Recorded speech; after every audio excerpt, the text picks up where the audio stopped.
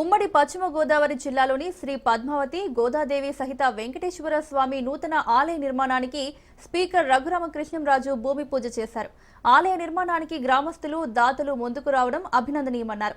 ఆలయ నిర్మాణానికి తన వంతు ₹1,116 విరాళంగా ఇస్తున్నట్లు ప్రకటించారు.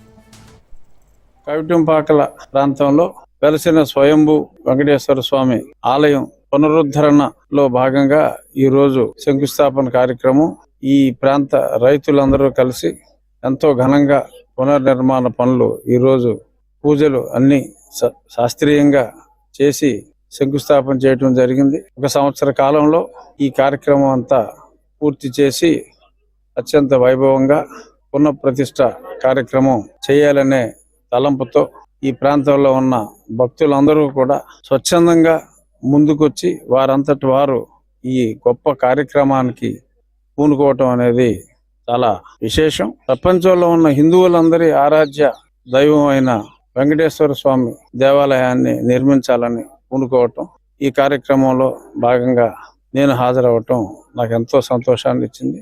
ఈ సందర్భంగా ₹1,116 విరాళం నా వంతు భాగంగా నేను కూడా వీరికి ఈ టెంపుల్ కమిటీకి అందజేస్తాను. అంటే మా భాగస్వామ్యం కూడా ఎంతో కొంత ఉండాలని ఉడతా భక్తిగా ₹1 కోటి పైగా ఖర్చు పెడుతున్నారు.